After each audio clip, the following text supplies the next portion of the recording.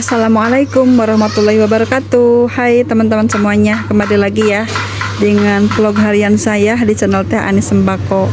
Di video kali ini kita share lagi ya kegiatan saya hari ini saat menjaga warung sembako ya. Ini suasana sore hari teman-teman, lumayan sepi ya. Sepi, tidak ada pembeli ya. Mumpung sepi kita upload video ya. Kita nyari konten gitu ya teman-teman, konten tentang warung sembako rumahan, warung sembako sederhana, warung sembako modal seadanya ya. Ini saya tuh mengawali usaha warung sembako rumahan itu sudah beberapa bulan ini ya, hampir 4 bulanan gitu teman-teman. Dan ini barang-barangnya seperti ini ya, tidak terlalu banyak, masih minimalis banget barang-barang saya ini teman-teman ya, karena begitu ya, modalnya seadanya itu dia teman-teman ya, seperti itu. Tapi alhamdulillah setiap hari kita selalu semangat ya menjaga warungnya, meskipun barangnya tidak terlalu banyak, tidak terlalu numpuk-numpuk banget stoknya, yang penting ada deh untuk keseharian para pembeli saya teman-teman ya. Oke, kita sambil natain ini ya, mamah lemon teman-teman, mamah lemon ini yang kecil-kecil, kemasannya tuh laris banget dan hampir habis stoknya, jadi saya tuh nambahkan lagi. Dan ini saya belum tatain gitu ya, ini hanya geletak gini aja ya teman-teman, tidak berdiri mama lemonnya. Mungkin dia lemes, harus dibantuin berdiri gitu ya biar terlihat rapi lagi. Oke, kita sambil benah-benah, sambil cerita-cerita ya tentang memulai usaha warung sembako ya teman-teman. Memulai usaha warung sembako itu menurut saya ya, meskipun saya udah berpengalaman berdagang sembako, tapi namanya merintis baru itu kita butuh waktu sabar lagi ya, butuh waktu lagi, butuh sabar dalam memulai usaha teman-teman ya. Apalagi jika teman-teman memang baru banget memulai usaha ya, mungkin agak kesulitan dalam menghafal harga, menghafal barang, kegunaan barang ataupun stok barang gitu, dan barang apa saja sih yang kira-kira laku di saat kita berjualan sembako ini. Nah, saya juga yang sudah mengenal usaha ini, namanya kita di awal-awal buka itu pasti merasakan sesuatu hal yang memang sangat menyedihkan teman-teman. Iya, beli apa? Ada yang beli dulu. Ada. Dalam mengelola usaha warung sembako, meskipun saya sudah sedikit mengenal pengalaman gitu tentang usaha ini, tapi saat saya di awal buka itu banyak hal-hal yang menyedihkan teman-teman ya. Kita biasanya ya terbiasa dengan warung lama yang lumayan keseharian kita mendapatkan omset lumayan banyak, sudah dapat pembeli tetap, sudah dapat pelanggan tetap gitu ya. Namun kita saat di awal-awal membuka warung baru, kita tuh merasa asing lagi teman-teman ya. Merasa asing lagi karena kita memulai usaha ya teman-teman di tempat baru gitu ya.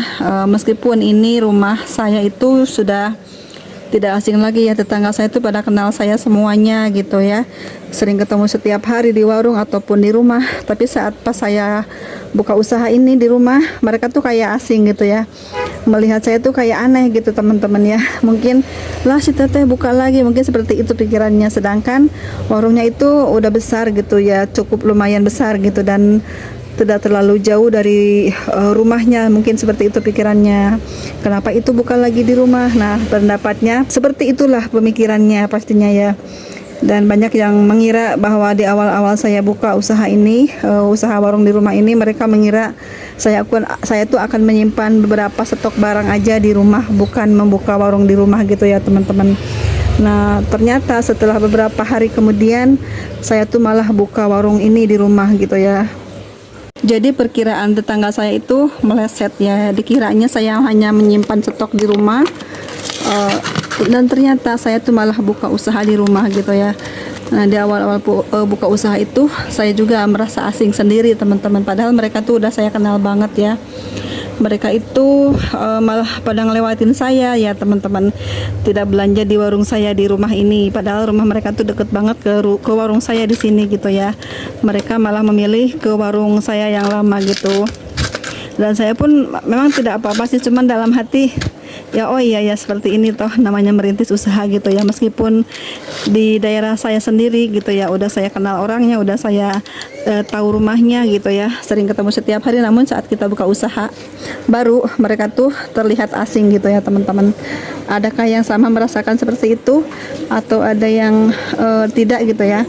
Apa itu perasaan saya aja begitu teman-teman? Ini agak-agak sedikit baperan ya, kita sedikit melau sedikit ya teman-teman, mengenang masa lalu di awal-awal saya membuka usaha di rumah. Ya apapun itu harus kita jalani, harus kita lewati ya teman-teman. Ya memang itu mungkin resikonya kita memulai usaha tuh harus seperti itu ya. Pahit dulu, sedih dulu gitu ya, kecewa dulu seperti itu ya. Dan alhamdulillah setelah berjalan beberapa hari, tetangga saya pun mengerti ya kalau saya tuh buka warung lagi di rumah, dan alhamdulillah mulai datang satu persatu pelanggan saya yang lama itu berbelanja di warung saya yang baru ya teman-teman. Dan alhamdulillah saya tuh semangat lagi memulai usaha saya di rumah teman-teman. Tapi di awal tuh memang saya agak kecewa sedikit ya, jauh dari perkiraan saya di awal. Saya kira gitu ya, karena saya udah terbiasa berjualan sembako, terbiasa juga berkomunikasi dengan mereka gitu ya. Saat belanja ke warung saya kira akan mudah gitu ya teman-teman. Ternyata tidak semudah yang saya bayangkan itu. Ternyata saya harus melewati juga proses yang menyedihkan, yang membuat saya kecewa terlebih dahulu ya. Karena itu namanya usaha itu pastilah butuh perjuangan, butuh pengorbanan, butuh jalannya, butuh apa namanya tuh prosesnya seperti itu ya teman-teman. Tidak semudah yang kita bayangkan. Namun namanya kita ambisi, obsesi itu besar banget di awal ya. Karena itu ya namanya manusia tuh ada sifat sombongnya seperti itu mungkin ya. Ternyata Allah berkehendak lain dan harus menguji kita juga di awal-awal kita usaha teman-teman ya. Mungkin usaha apapun ada yang diawali dengan kesenangan dulu gitu, ada yang diawali dengan kesedihan dulu, itu ya proses teman-teman ya. Semua itu proses yang harus kita lewati, yang harus kita lalui. Dan jika memang rezeki kita bagus ya, mungkin pas awal buka kita udah bagus ya, pembukaan openingnya gitu ya, penglarisnya seperti itu. Namun jika kita rezekinya biasa-biasa aja ya, seperti yang saya tadi bilang, saya ceritakan seperti itu teman-teman.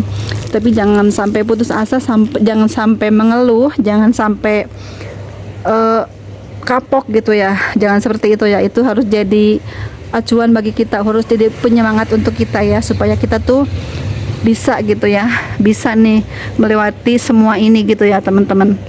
Nah ini videonya, mohon maaf saya sambung di malam hari ya teman-teman. Begitulah merintis usaha itu tidak mudah teman-teman.